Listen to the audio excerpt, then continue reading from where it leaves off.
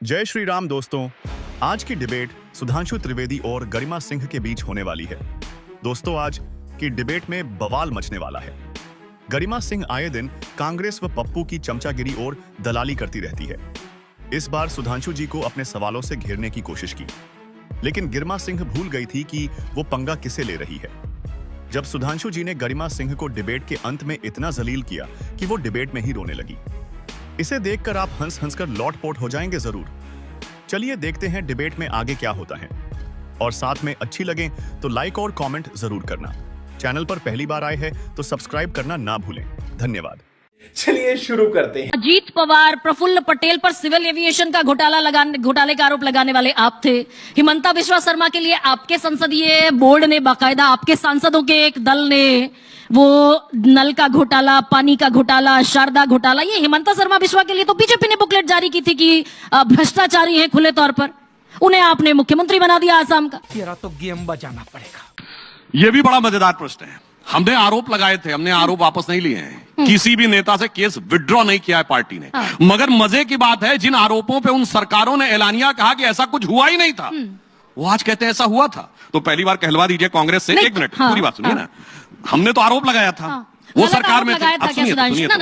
आप मेरी पूरी बात तो सुनिए। अरे सुनिए तो, जो अपोजिशन में है वो तो अनुमान पे बोल रहा है और हम कायम हैं अपनी बात पे। जो सरकार में वो कह रहा है ऐसा हुआ नहीं। पहले कहलवाइए उनसे कि उनकी सरकार में भ्रष्टाचार हुआ था। पहले कहलवाइए महाराष्ट्र में कि भ्रष्टाचार हुआ था। पहले कहिए कि करोड़ों का घोटाला हुआ था। सही पकड़े हैं। पहले आप कहिए कि प्रफुल्ल पटेल के खिलाफ सिविल एविएशन घोटाला। कांग्रेस ने कहा ऐसा कोई घोटाला नहीं हुआ था। आज कह रहे हैं अपनी सरकार को, अरे हुआ था, बहुत जबरदस्त हुआ था, हमारी सरकार घनघोर भ्रष्ट थी। अपने को आरोप देते ऐसे गजब के लोग हैं, ऐसा नजर नहीं आई। जैसे उदाहरण के लिए अभी वो हिंडनबर्ग जिसकी दुकान बंद हो गई, उसने आरोप किन सरकारों पर लगाया था? तमिलनाडु, आंध्रा, तेलंगाना, छत्तीसगढ़, उड़ीसा। और राहुल गांधी कह रहे पैसा दिया गया, पैसा दिया गया। भाई अपनी सरकारों को खुलेआम कह रहे पैसा दिया गया। सुनिए, हेमंता बिश्वा शर्मा हमारी पार्टी में आने के बाद भी एक बार उनकी सीबीआई के आगे पेशी हो चुकी है कलकत्ता में। 2015 सुनिए मेरी पूरी बात तो सुनिए। हमने आरोप लगाया था, स्टैंड चेंज नहीं किया है। उनका स्टैंड ये था कि ऐसा कुछ नहीं हुआ, आज कह रहे हुआ है। स्टैंड उन्होंने चेंज किया तो जवाब उन्हें देना चाहिए। हाँ, यानी कि सर, जो हिमंता बिश्वा शर्मा, अरे भाई मेरी बात, आप पूरी बात सुनिए। एक कह रहा है कि ऐसा कुछ नहीं हुआ, आज कह रहा हुआ। स्टैंड तो उसने चेंज किया ना। हमने कहा आरोप है, हम आरोप पे कायम है। तो जिसने स्टैंड चेंज किया उससे पूछिए ना। यानी कि सुधांशु जी, जो हिमंता बिश्वा शर्मा के खिलाफ आपने बुकलेट जारी की थी, वो आरोप बेजा गलत नहीं थे, निराधार नहीं थे।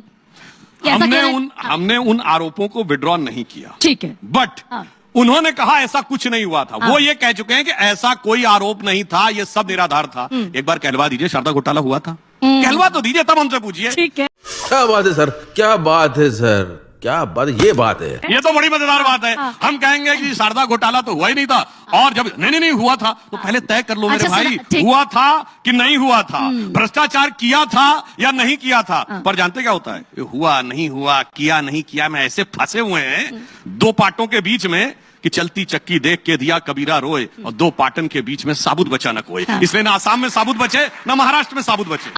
बात तो सही है। मगर आज गुलामी की मानसिकता ऐसे दिमाग में भरी हुई है कि अभी भी सोशल मीडिया पे 10 लोग कूद पड़ेंगे। नहीं हमारे अच्छा नहीं था, कुछ भी अच्छा नहीं था, कैसे कह दिया, हम तो बड़े खराब थे, बड़े अनसाइंटिफिक थे, बड़े बैकवर्ड थे।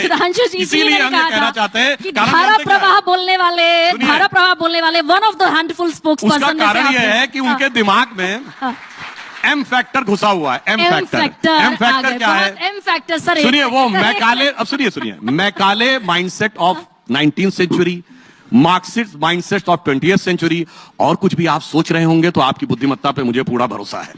अब एक एम फैक्टर पर आप ले आए सुधांशु जी। सवाल मेरा यह है आपसे कि प्रधानमंत्री नरेंद्र मोदी ने अपने लिए संसद के पटल पर एक टारगेट सेट किया, अब की बार 400 पार। ये आंकड़ा अटक कर 240 रह गया, ऐसा क्यों हुआ? अभी बदत है भाई, अभी बदत है। देखिए, 63 सीटें कम, महाराष्ट्र में डेंट, हरियाणा में डेंट, बिहार में डेंट, उत्तर प्रदेश में डेंट।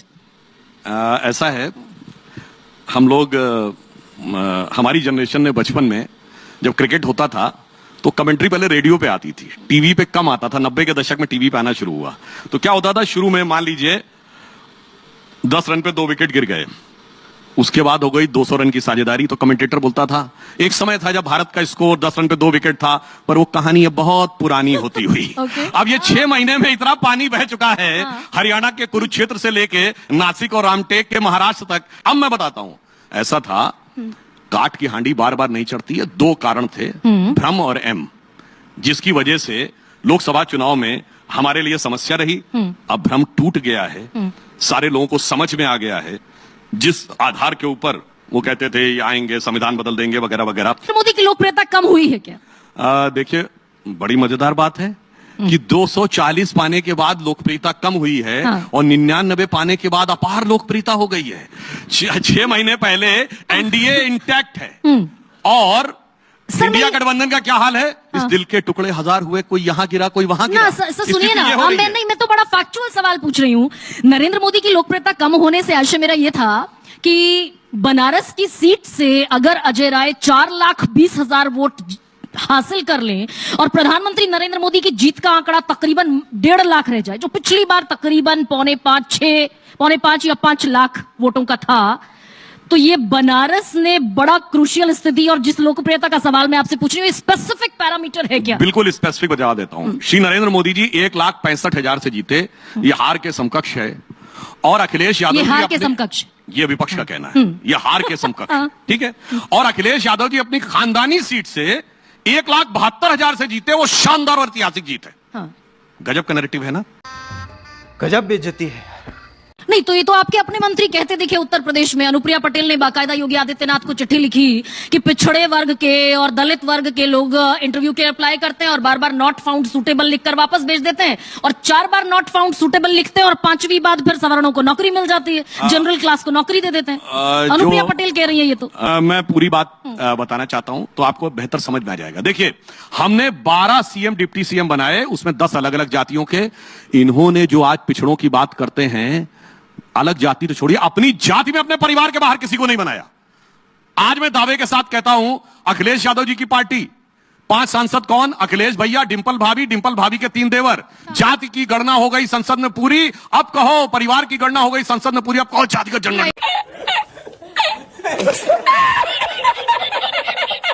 सत्ता देने की बात आएगी तो मुलायम सिंह जी, फिर उनके भाई शिवपाल, फिर उनके भाई रामगोपाल जी, फिर बेटे अखिलेश जी, फिर बहू डिंपल जी, फिर भतीजे धर्मेंद्र जी, इत्यादि इत्यादि आगे बढ़ते चले जाएंगे। लालू प्रसाद यादव जी पहले मैं, फिर मेरे साले साधु यादव जी, फिर उनकी पत्नी, फिर बेटा, फिर दूसरा बेटा, फिर बेटी, फिर दूसरी बेटी। कह दो भाई परिवार की गणना हो गई पूरी, अब कहो जाति का जनगणना है बहुत जरूरी है। और आगे सुनिए, ये सारे परिवारवादी जयंत चौधरी, अजीत चौधरी से सर सुनिए। नहीं, ये बात तो सुनिए ना, जो गणना की बात कर रहे हैं। अरे पूरी बात तो सुनिए ना। अरे सुनिए तो, राहुल गांधी, राहुल भैया लोकसभा में, माता सोनिया राज्यसभा में, अब बहन प्रियंका लोकसभा में, पूरा परिवार आ गया। और सारे परिवारवादी जो आपके साथ हैं, सुधांशु जी, अरे सारे परिवारवादी आपने इकट्ठे कर लिए। अब देखिए, इतना आप समझदारी से बात करें। पूंजी और पूंजीवाद में अंतर नहीं पता।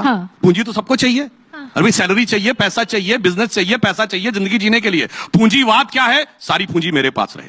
तो किसी के परिवार का बेटा बेटी राजनीति में नहीं आ सकता, यह रोक नहीं लगाई जा सकती, मगर सब कुछ मेरा ही रहेगा। जैसे आपके परिवार का कोई व्यक्ति पत्रकारिता में नहीं आ सकता, ये रोक नहीं लगा सकती। न्यूज 24 चैनल नहीं ज्वाइन कर सकता, रोक नहीं लगा सकती। मगर परिवारवाद इसे कहेंगे, आप कहेंगे जिस दिन मैं एंकरिंग छोड़ूंगी, एंकर मेरे परिवार का ही बनेगा, यह है परिवारवाद। सर तो मैं वही तो कह रही हूँ आपसे। तो नहीं, फिर मैं आपसे एक और एक सेकंड में फिर अब सिंपल कर देता हूँ, सिंपल कर देता हूँ। सुनिए, आज 2025 है, आप में से कौन बता सकता है कि 2047 में जब अमृतकाल समाप्त होगा, भाजपा का अध्यक्ष कौन होगा? कोई बता सकता है? नहीं। मगर कांग्रेस में दावे से कह सकते हैं कि जो भी होगा सूत्र गांधी परिवार के हाथ में होंगे। जिस तरह तुम वीडियोस देखते हो बेटा, सब्सक्राइब क्यों नहीं करते? इस बार जरूर करना, बहुत पुण्य मिलेगा।